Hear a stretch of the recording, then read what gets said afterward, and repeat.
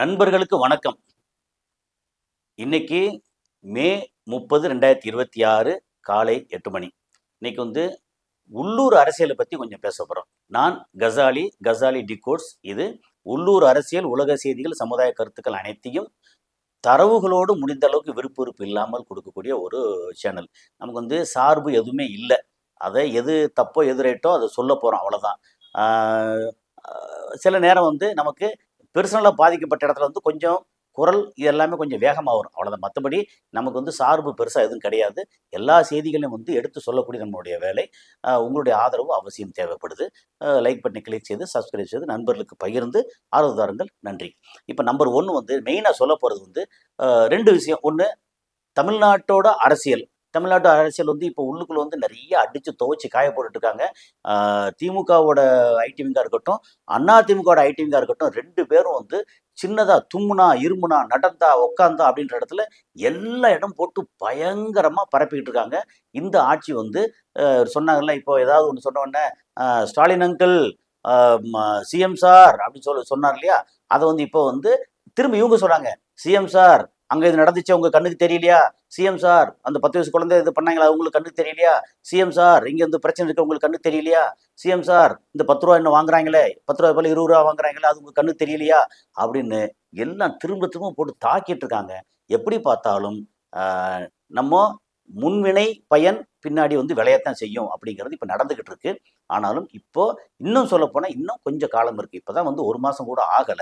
அதுல என்ன நடந்தாலும் என்ன அதிகாரிகள், அதே அதிகாரிகள், அமைச்சர்கள், முதலமைச்சர் முதற்கொண்டு அமைச்சர்கள் எல்லாம் புதுசா இருக்காங்க, அவ்வளவுதான்.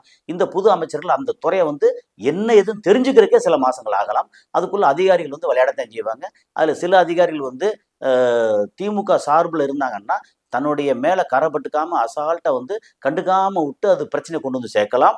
அல்லது நல்ல பேர் வாங்கணும் இதை செஞ்சுட்டு ரொம்ப நேர்மையா இருக்கலாம். என்ன வேணாலும் நடக்கலாம். ஏன்னா இந்த இது நம்ம ஜனநாயகம் அதிகாரிகளால் ஆளப்படக்கூடிய ஜனநாயகம். இந்த அதிகாரிகள் மேல இருக்க இறுக்கி பிடிச்சா பயந்துக்கிட்டு சும்மா இருக்கலாம், நல்லது செய்யலாம், அல்லது கெட்டது செய்யாம இருக்கலாம். இல்ல கொஞ்சம் அசால்ட்டா விட்டாங்கன்னா தனக்கே தெரியாத மாதிரி கெட்டது செஞ்சுட்டு போயிடுவாங்க. அப்பேற்பட்ட இந்த அதிகாரிகள் சூழ் உலகம் நம்ம உலகம், வேற நம்ம நாடு, வேற வழியே இல்லை. ஸோ இவர் இப்போ முன்னாடி என்னென்னலாம் பேசினாரோ அதுக்கு இப்போ எல்லாம் பதிலுக்கு நிறைய விஷயங்கள் அதை லிஸ்ட்டு போட்டோம்னா பெரிய லிஸ்ட்டு. அந்த இதில் பார்த்தீங்கன்னா இந்த மாதிரி வண்டல் மண் அள்ளலாம் அப்படின்னா வண்டல் மண் அள்ளி செங்கச்சொல்லி கொண்டு போகிறாங்க அப்படின்னு அது வருது. உங்கள் கண்ணுக்கு தெரியலையா அப்படின்னு லோக்கல் எல்லாம் கேட்குறாங்க. லோக்கல் யார் எம்எல்ஏ, யார் மந்திரி, யார் இப்படி எதுவும் பெருசாக தெரியல. இனி கொஞ்சம் கொஞ்சமாக தான் தெரிய வரும். அதுக்கடையில் ஒவ்வொருத்தரும் தன்னோட நிலைமை என்ன, தான் யார் மினிஸ்ட்ரின்னு என்னென்ன இருக்குது அப்படின்னு கற்றுக்கிட்டு சிலர் கொஞ்சம் வேகமாக இருப்பாங்க ஆரம்ப காலத்தில். இதெல்லாம் நடக்கும். Number 1. Number 2 Delhi visit. Delhi visit பெரிய அளவுக்கு சர்ச்சை சேர்ந்துருக்கு. இப்போ நம்ம இது சொல்ல போகிறது இவர் கரெக்டு இவர் தப்பு அப்படிலாம் சொல்ல போறதில்லை. நடந்தது என்ன, அங்கே போனால் பிரதமர் மோடியை 10 நிமிஷம் சந்திச்சா சொல்கிறாங்க. 10 நிமிஷத்தில் பேசுனதே 3 நிமிஷம் தான் பேசினார் அப்படின்றாங்க. 3 நிமிஷத்தில் தமிழ்நாட்டோட பிரச்சனையை என்ன பேசிருக்க முடியும்? நமக்கு இங்கே திட்டங்களுக்கு பற்றி பேச முடியுமா? பணத்தை எங்களுக்கு இதெல்லாம் இந்த அளவுக்கு வாய்ப்பு வேணும்னு சொல்ல முடியுமா? இல்லை கச்சத்தீவு பற்றி பேச முடியுமா? இல்லை அண்டை மாநிலங்களோட தாவா பற்றி பேச முடியுமா? என்ன பேச முடியும் தெரியல. இன்னொன்று, 2 பேருமே கிட்டத்தட்ட ஒன்று தான். அவரும் மோடியும் பத்திரிகையாளர் சந்திக்கிறது இல்லை, இவரும் பத்திரிகையாளர் நம்ம விஜயும் பத்திரிகையாளர் சந்திக்கிறது இல்லை. வெளியே வந்ததுக்கப்புறம் பத்திரிகையாளர் பயங்கரமா கேட்குறாங்க. கேட்டாலும் எதை பற்றியும் கவலைப்படாம அவர் வாட்டுக்கு வேகமாக போயிடுறாரு. அது பெரிய அளவுக்கு வைரலாக வருது. சிஎம் சார் இது என்னாச்சு, இதை ஏன் அமித்ஷா ஏன் மீட் பண்ணல, இல்லை ராகுல் காந்தியவோ சோனியா காந்தியோ ஏன் மீட் பண்ணல அப்படின்னு சொல்லி கேட்குறாங்க. இவர் எதை பற்றியும் கேட்கல, வார்டுக்கு போறாரு. என்ன, பத்திரிகையாளர்களை இப்போதைக்கு மீட் பண்ண வேண்டாம்னு நினைச்சாரா, அல்லது இனிமே எப்போதும் மீட் பண்ண வேண்டாம்னு நினைக்கிறாரா என்னன்னு தெரியல. ஒன்று, பத்திரிகையாளர்களை மீட் பண்ணி தன்னோட கருத்தை சொல்றது 4 பேருக்கு போய் இந்த உலகத்துக்கு, இந்த நம்ம மக்களுக்கு போய் சேரும். இல்லை சேராம நான் முதல்ல செயல்பட்டுட்டு அதுக்கப்புறம் பின்னாடி பார்த்துக்குவோம், என்னோட செயல் மட்டும் செய்தியா வந்தா போதும் அப்படின்னு நினைக்கிறாரா எப்படின்னு தெரியல. எது எப்படி இருந்தாலும் விமர்சனத்துக்கு உள்ளாகிக்கிட்டு இருக்கு அப்படிங்கிறது முக்கியமான விஷயம். சரி, இந்த நேரத்தில் அமித்ஷா அமித்ஷா வந்து பார்க்கல. அவர் வந்து குஜராத்துக்கு போறாரு, இந்த டைம்ல எப்படி என்ன சொன்னாங்க? இங்கேருந்து கிளம்பி போறதுக்கு முன்னாடி என்ன கம்யூனிகேஷன் கோளாறா இருக்குமா? அல்லது இங்கேருந்து லெட்டர் குடுக்கறது போய் புறாவோ அல்லது குதிரையில போய் லெட்டர் குடுக்க போறாங்க. அப்படிலாம் ஒண்ணும் இல்லையே. நான் இத்தன மணிக்கு வர்றேன், இங்க வர்றேன், இவர பார்க்குறேன், அவங்க உங்களையும் பார்க்க வரேன்னு சொல்லி அப்பாயின்மென்ட் கேட்டிருப்பாங்கல்ல. இந்த அப்பாயின்மென்ட்ல எப்படி ஏன் கேன்சல் ஆகுது? அங்க வேற ஏதாவது திடீர்னு குஜராத்ல எமர்ஜென்சின்னு சொல்லிட்டு அவர் உள்துறை அமைச்சர் அவரு அங்க போய் சேர்றாரா? இல்ல அவர் பார்க்க விரும்பலையா? இல்ல என்ன பிரச்சனை? என்ன இஷ்யூ? ஒருவேளை நீங்க வந்து காங்கிரஸ நீங்க கூட சேர்த்துக்கிட்டீங்க. இத வந்து நாங்க சொன்ன மாதிரி இப்ப ஏடிஎம்கே பிரிஞ்சு வந்தவங்கள சேர்க்கல. அவங்கள திராட்ல விட்டீங்க. அப்படின்ற கோவமா? என்ன ஏதுன்னு தெரியல. ஏன்னா, இப்ப நமக்கு வந்து இங்க தமிழ்நாட்டுல இருக்கோம். தமிழ்நாட்டோட அரசியல் இந்த கட்சிகள் நமக்கு ரொம்ப பெருசா தெரியுது. அமித்ஷா பொறுத்த மட்டும் ஆல் இந்தியா லெவல்ல எத்தன மாகாணங்கள், எத்தன மாநிலங்கள், அத்தன மாநிலத்தில யார கவுக்கணும், யார பிரிக்கணும், யார கால உடைக்கணும், யார வந்து லஞ்சம் குடுக்கணும் அப்படின்னு ஏகப்பட்ட விஷயங்கள். ஆனா, எப்படி பார்த்தாலும் அமித்ஷாவோ, மோடியோ வந்து நல்ல விஷயத்துக்கு எதுவுமே பண்ண மாட்டாங்க. தன்னோட எதிர்காலம் தனக்கு வந்து என்ன நடக்க போகுது அப்படிங்கிறதுல. இதுல இன்னும் ஒரு முக்கியமான ஒரு பெரிய விஷயம், புதுசு புதுசா வரக்கூடிய மிரட்டல். மிரட்டல் என்ன? வேற வந்து இளைஞர்கள் வந்து இந்த தமிழ்நாட்டுல இளைஞர்களா வந்து ஒரு ஆட்சிய பிடிச்ச மாரி இந்திய அளவுல வரும்ல, அதுவும் வரும். சரி. அது போக இது அமித்ஷா வந்து அப்பாயின்மென்ட் இல்ல, அவர் இங்க இல்ல. ஆனா அப்பாயின்மென்ட் கேன்சல் இல்லன்னு வேற சொல்றாங்க. சரி, இதெல்லாம் உங்களுக்கு தெரிஞ்சிருக்கும். கேன்சல் இல்ல, ஆனா அவர பார்க்க முடியல. அப்படின்னா என்ன அர்த்தம்? நான் போனேன், அவர் இல்ல, ஆனா கேன்சல் பண்ணல. அப்ப திரும்ப திரும்ப இங்க கிளம்பி போறாரா? இல்ல அமித்ஷா இங்க வர போறாரா? இல்ல அடுத்த கட்டம் என்ன அப்படின்னு தெரியல. அப்புறம் இவர் வந்து பிஎம் வந்து சந்திச்சாரு. வெளியில வந்து நான் பிஎம்ம சந்திச்சேன். என்னோட கோரிக்கை இதெல்லாம் வச்சிருக்கேன். என்னமோ சொல்லுவாங்கல்ல, ஒரு மரபு. சந்திச்சு இது ஆகட்டும் பார்க்கலாம்னு சொன்னாரு. இது செஞ்சாரு. நம்ம தமிழ்நாட்டுக்கு வந்து நிறைய நிதி குடுக்குறேன்னு சொல்லியிருக்காரு. இல்ல என்னன்னு கேட்டாரு. அப்புறம் மெட்ரோவ பத்தி கேட்டாரு. எக்ஸ்பான்ஷன பத்தி கேட்டாரு. அப்புறம் வந்து கோயம்புத்தூர்ல வந்து இந்த மாரி எம்எஸ்எம்இ நிறைய இருக்கே. நிறைய தொழில்கள் இருக்கே. திருப்பூர்ல என்ன நடக்குது? அப்புறம் வடநாட்டுக்காரங்கள இங்க வந்திருக்காங்கல்ல, இவங்களோட நல்வாழ்வுக்கு இதெல்லாம் பண்ணிட்டு இருக்கோம். அவங்கள வந்து இப்ப ஒரு மனுஷங்களா மதிச்சு, அவங்களுக்கு ஏதாவது பண்றோம். என்னமா சொல்லணும்ல. அப்புறம் கச்சத்தீவு என்ன ஆகப் போகுது? என்ன ஆகுது? இப்படின்னு என்ன பத்தி பேச எத பத்தி பேசணும்? உள்ள போனாங்க, 10 நிமிஷம் இருந்தாங்க, 3 நிமிஷம் பேசினா சொல்றாங்க. அந்த 3 நிமிஷம் பேசினத யார் சொன்னா? ஏதோ லீக் ஆயி வெளிய வந்துச்சு. அந்த 3 நிமிஷமும் என்ன பேசுனாங்கன்னு ஒண்ணும் தெரியல. இவரும் சொல்லல, அவரும் சொல்லல. அப்ப ஏதோ போறாங்க. அப்ப போனது வந்து சொந்த வேலைக்கு போனீங்களா? அப்படின்னு ஒரு கேள்வி வந்திருக்கு. சொந்த வேலைக்கு போனா, சொந்த வேலைக்கு ஏன் போகக்கூடாதுன்னா, சொந்த வேலைக்கு வந்து அஃபிஷியலா எப்படி போ முடியும்? அப்படின்னு ஒரு கேள்வி. ஏகப்பட்ட விமர்சனத்துக்கு உள்ளாகியிருக்கு இவரோட விசிட்டு. சரி, இதெல்லாம் போயாச்சுல்ல. ராகுல் காந்தியும், சோனியா காந்தியும் ஏன் சந்திக்கல? அவங்க வந்து என்ன திடீர்னு குஜராத்துக்கு இல்லாம வந்து யுபி போயிட்டாங்களா? இல்ல வேற எங்கேயோ போயிட்டாங்களா? அப்படி இல்லையே. அங்க இருக்காங்கல்ல. ஏன் சந்திக்கல? அப்ப அமித்ஷா வந்து கோவிச்சுக்கிட்டாரு. இல்ல மோடி கிட்ட பேசும்போது, நீங்க வந்து இப்போ ராகுல் காந்தி, சோனியா காந்திய சந்திக்க போறதா செய்திலாம் வந்துச்சு. அப்ப சந்திச்சு என்ன அர்த்தம்? அப்படின்னு அவங்க கேட்டாங்களா? அல்ல அவங்க மிரட்டுனாங்களா? இல்ல ரிக்வெஸ்ட் பண்ணாங்களா? எதுவுமே இல்லாம இந்த விசிட் வந்து இவரு போறாரு, இங்க மோடிய சந்திக்கிறாரு, அமித்ஷா சந்திக்கிறாரு, அதுக்கப்புறம் நிர்மலா சீதாராமன் அவங்கள சந்திக்கிறாங்க. சந்திச்சு தமிழ்நாட்டுக்கு வந்து நிதி எக்கச்சக்கமா வாங்கிட்டு வர போறாரா? என்னன்னு தெரியாது. சந்திச்சாங்க. அப்போ மோடிய சந்திச்சு, நிர்மலா சீதாராமன் சந்திச்சு, அப்படியே சத்தம் போடாம திரும்பி வந்தாச்சு. போம்போதும் அவர் வந்து நாங்க வந்து சந்திக்க போறோம். இன்னென்ன வேலை நிமித்தமா நாங்க போறோம்ன்னு சொல்லி எந்த அறிக்கையும் கிடையாது. போனதுக்கு அப்புறம் திரும்ப அங்க வந்து பத்திரிகையாளர் இருப்பாங்க. நம்ம ஆட்கள் இருப்பாங்க இல்லையா? அவங்களுக்கும் ஒரு இது கிடையாது. அப்புறம் திரும்பி இங்க வந்ததுக்கு அப்புறமும் என்ன ஒண்ணும் கிடையாது. சரி, இவங்கள ஏன் சந்திக்கல அப்படின்னு கேட்டா, என்ன காரணம் தெரியல.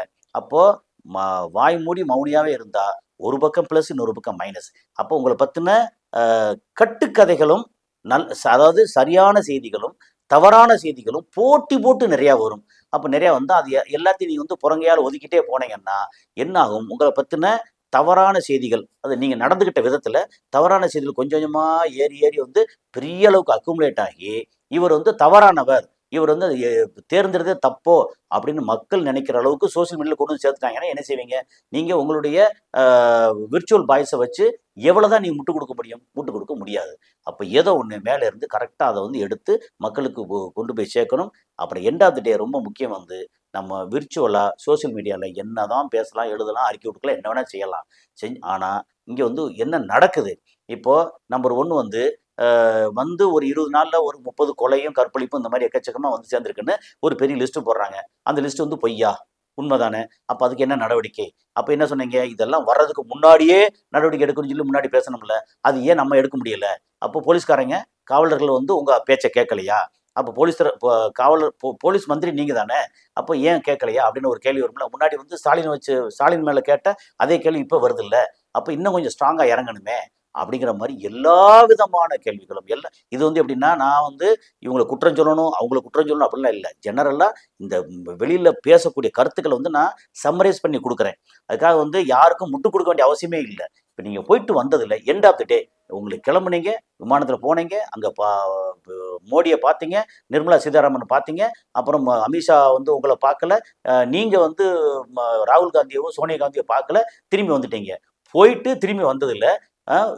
What's a net result for Tamil Nadu அப்படின்னு கேட்டால் என்ன சொல்ல முடியும்? இப்போ நம்ம வந்து இவ்வளோ போனோம், இவ்வளோ தூரம் கொண்டு வந்தோம், இல்லை காவிரியில் வந்து மேலாண்மை வாரியம் வந்து ஒரு 9 டிஎம்சி தண்ணியை திறக்கணும்னு சொன்னாங்களா, அந்த தண்ணி திறந்து விட்டாங்களா, என்ன பண்ணாங்க, ஏது இது பண்ணுறோம் அதை பண்ணுறோம், இல்லை நமக்கு வந்து விவசாயத்தில் இப்படி இருக்குது, இல்லை இதுக்கு அடுத்து ஏதோ உர விலையெல்லாம் கூட போகுது, இது என்ன செய்ய போகிறோம்? ஏன்னா உலக அளவில் எல்லா செய்தியும் பார்க்கணும், நமக்கு வந்து என்ன பண்ணணும்னு பார்க்கணும். அப்புறம் இங்கேருந்து வெளிநாடுகள்ல இருந்து, வெளி மாநிலங்கள்ல இருந்து, வெளி இடத்துல இருந்தும் நமக்கு வந்து முதலீடுகளை ஈர்க்கணும்.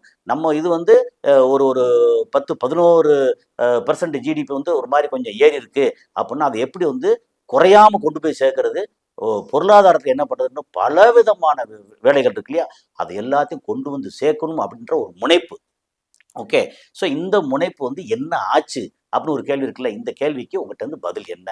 இன்னைக்கு இப்போதான் வந்து ஆரம்பிச்சிருக்கோம், புதுசாக தான் வந்திருக்கோம் அப்படின்னு இன்னும் சொல்லவே முடியாது. ஆல்ரெடி 3 மாதம் கடந்து 3 வாரம் கடந்து 4 வாரம் ஆகிப்போச்சு. இதுக்கப்புறமும் வேகமாக விறுவிறுப்பாக இறங்கலை அப்படின்னா கெட்ட பேர் வந்து இன்னும் ஜாஸ்தியாக இருக்கும். இப்போவே வந்து நாங்கள் வந்து அங்கே சந்திக்கிற இடங்கள்ல அவர் வந்து இதெல்லாம் ஓகே தான், ஆனால் செயல்பாடு வந்து ஒன்றும் திருப்தியாக இல்லையே அப்படின்னு பெண்கள் லேசாக பேச வந்திருக்காங்க. இப்போ முன்னாடி அப்படி இல்லை, பெண்கள் வந்து ரொம்ப பயங்கர சப்போர்ட் பண்ணாங்க. இப்போ லேசாக நம்ம அவசரப்பட்டோமோ அப்படின்ற மாதிரி பெண்கள் பேச வந்திருக்காங்க. ஆனால் இந்த யங்ஸ்டர்ஸ் வந்து ஜென்சி கிட்ஸ் வந்து அவங்க அவங்க எப்பவுமே வழக்கம் போல் உங்க மேலே விஜய் மேலே இன்னும் தீராத பற்று அன்பு வச்சிருக்காங்க. ஆனால் பெண்கள் பேச ஆரம்பிச்சிருக்காங்க.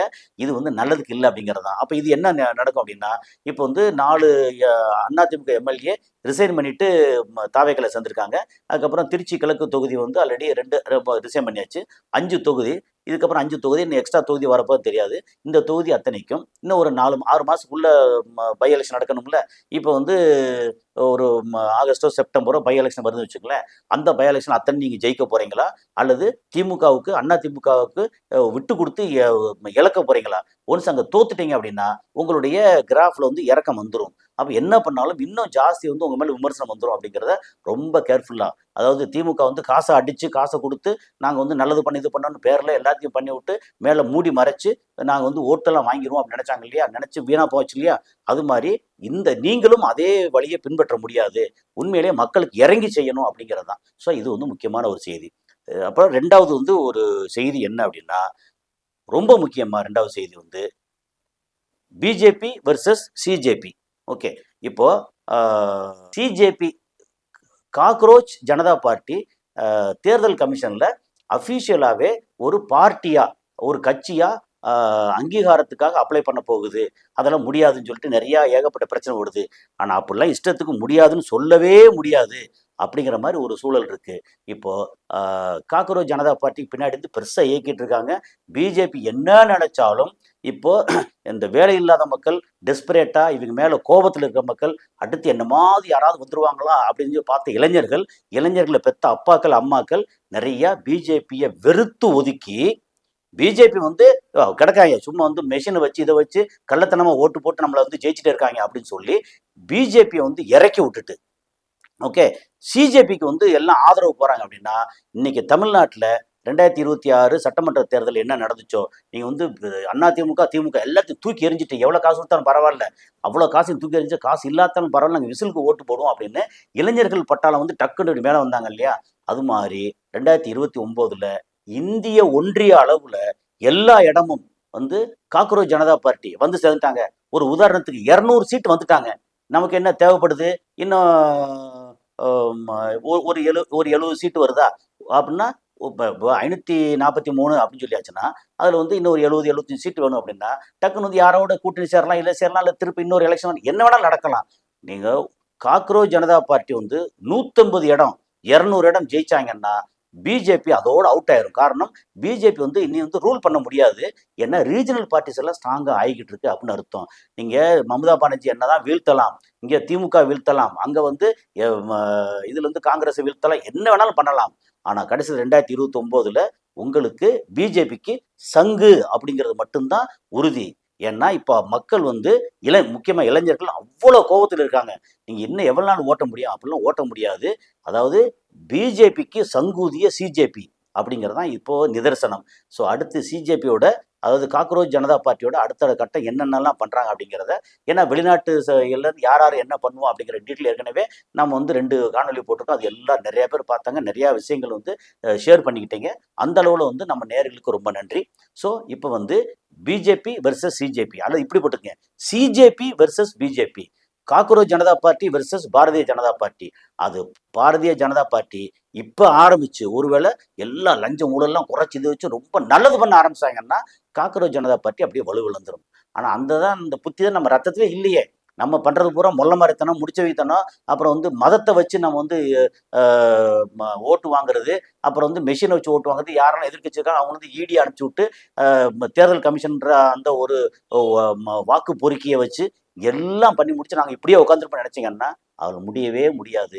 வாக்குச்சீட்டு வேணும்னு சொல்லி கோடிக்கணக்கான பேர் வந்து கொடி தூக்குனாங்கன்னு என்ன நடக்கும்? 2029 இந்தியா ஒன்றிய அளவுல மிகப்பெரிய மாற்றத்தை சந்திக்கும் அப்படின்னு எக்ஸ்பர்ட்ஸ் எல்லாம் பேசிட்டு இருக்காங்க. என்ன நடக்குதுன்னு அடுத்தடுத்த காணொலியில் சந்திப்போம். நன்றி.